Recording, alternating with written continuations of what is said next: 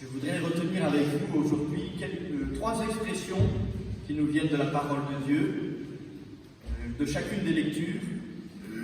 D'abord, dans la deuxième lettre de Saint Paul à Timothée, cette belle recommandation de Saint Paul à son disciple Timothée, « Souviens-toi de Jésus-Christ ». C'est ce que nous faisons à la messe en particulier. Écoute les chats dans la gorge. Lorsque nous sommes à la messe, vous savez, juste après la consécration, le prêtre proclame « Il est grand, le mystère de la foi ». C'est ce qu'on appelle l'anamnèse, c'est-à-dire le fait de faire mémoire de Jésus-Christ dans le mystère de sa passion et de sa résurrection. Et si l'Église célèbre chaque dimanche cette anamnèse, c'est une manière d'incarner la recommandation de Saint Paul à Timothée, « Souviens-toi de Jésus-Christ ». Et d'une certaine manière, cela caractérise notre être chrétien. Si nous sommes chrétiens, c'est que nous sommes habités par les paroles de Jésus. Nous sommes animés par sa grâce. Nous voulons mettre en pratique sa parole. Et nous sommes comme en permanence dans la mémoire, au sens biblique du terme, c'est-à-dire qui rend présent. Nous sommes dans la mémoire de Jésus-Christ. Nous faisons mémoire de lui quotidiennement. Alors vous le savez, aujourd'hui, nous avons la grâce d'accueillir le lancement et la bénédiction officielle de la maison Familia, dont on aura une sommaire présentation à la fin de la messe et un peu plus ample à l'apéritif qui suivra. Vous aurez tout loisir de découvrir en quoi cela consiste davantage. Mais je voudrais dire à ceux qui vont travailler à cette maison Familia que cela n'a de sens que s'ils se souviennent de Jésus-Christ. Une paroisse n'est pas un CCAS, une paroisse est une paroisse, c'est-à-dire une communauté des disciples de Jésus-Christ. Et alors nous prions pour que toute l'action de cette belle maison Familia, qui veut rejoindre les familles dans leurs réalités les plus complexes et les plus diverses de notre époque, eh bien que toute cette belle action de miséricorde, d'accompagnement, de charité, de formation, de soins, eh bien tout cela est une expression du souvenir de Jésus-Christ, qui est venu pour sauver tous les hommes, qui est venu pour nous guérir de sa grâce. Alors, frères et sœurs, en tout cas, chacun d'entre nous, souvenons-nous de Jésus-Christ. La deuxième expression qui m'a frappé, c'est dans la première lecture, lorsque Élisée est désigné comme l'homme de Dieu. À deux reprises, vous avez entendu comme moi, on parle du prophète comme l'homme de Dieu. Quelle belle expression qui caractérise le ministère prophétique d'Élisée, jusque dans ce miracle de guérison de Naaman, le Syrien, qui était lépreux. Et vous savez que depuis que vous avez été baptisés, vous aussi vous êtes prophètes, prêtres et rois. Mais d'abord prophètes, c'est-à-dire que vous avez la mission de parler, parfois avec la bouche et tout le temps avec toute votre vie. Vous avez la mission de parler de la part de Dieu aux hommes de votre temps. Ce sont les baptisés qui doivent être les hommes de Dieu dans le monde. Le curé, il est, sa soutane le signifie, il y a même le Progrès qui s'en réjouit avec un article qui sort aujourd'hui sur la belle soutane de la communauté Saint-Martin. Super, on est content. Mais c'est vous, les vrais prophètes. C'est vous qui êtes dans le monde. Le curé est dans la paroisse, alors il faut qu'il sorte un peu de sa sacristie, ça c'est le refrain du synode, comme toujours. Mais la vocation prophétique d'être des représentants, c'est-à-dire qui rendent présent Dieu dans la vie profane, quotidienne, c'est votre mission de baptiser. Et comme il serait beau que le monde reconnaisse en vous des hommes et des femmes de Dieu, et pas simplement avec un habit qui fait le moine, mais avec une vie qui signifie et qui stimule aussi la relation à Dieu.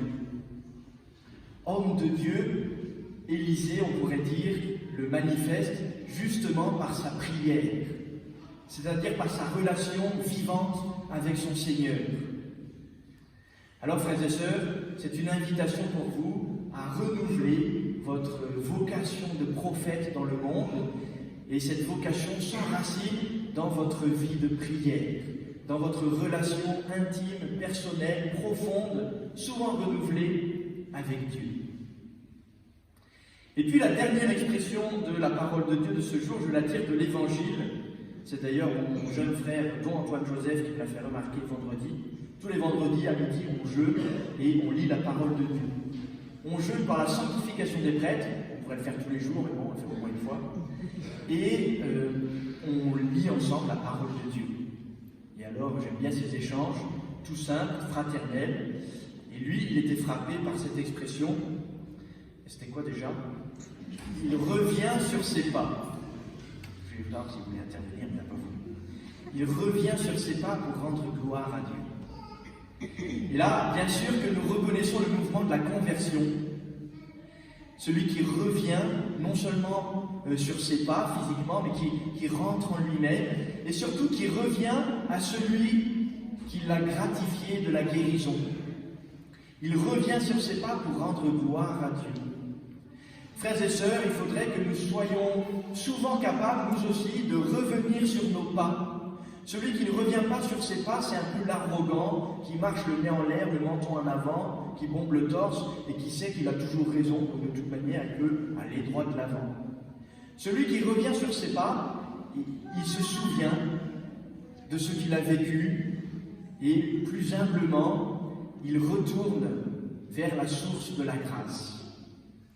Il sait qu'il est ce qu'il a reçu. Alors, frères et sœurs, c'est une belle attitude spirituelle que de revenir sur ses pas. Et on revient à Jésus. Et là, je voudrais dire deux choses pour terminer. Quand on revient à Jésus, c'est parce que lorsque l'on se tourne vers Jésus, rien, absolument rien n'est irréversible. Ça, c'est un piège du démon, un mensonge du diable, de nous faire croire que dans notre vie, nous posons des actes qui sont irréversibles et donc impardonnables. Et c'est vrai qu'il y a des choses qui sont humainement irréversibles. Mais lorsque nous revenons sur nos pas pour aller à Jésus, alors la grâce de Dieu est toute puissante, bienfaisante. Et elle renouvelle. Voici que je viens faire toute chose nouvelle, dira Jésus dans l'Apocalypse. Alors, frères et sœurs, je voudrais simplement vous encourager à cultiver cette attitude de revenir sur vos pas pour aller à Jésus et de renoncer aux mensonges diaboliques de l'enfermement dans la culpabilité mortifère. Je dis plein de mots bizarres. Et puis la deuxième chose que je voudrais noter sur ce retour sur ses pas, c'est que ce Samaritain de Sychar, sans doute, Sychar d'ailleurs c'est vraiment une ville de Samarie qui a été comblée de grâce du vivant de Jésus, et si vous allez lire dans les Actes des Apôtres, c'est un des points névralgiques de l'évangélisation de la Samarie. Bref, on reviendrait là-dessus, faire une petite étude, mais il revient pour rendre gloire à Dieu, ce Samaritain. Autrement dit, la gratitude, puisqu'il vient rendre grâce, rendre gloire, remercier. La gratitude est un signe d'une évangélisation accomplie. La gratitude est le signe que la bonne nouvelle de Jésus a effectivement touché notre cœur. Alors c'est en même temps un indicateur. Vous verrez tout à l'heure,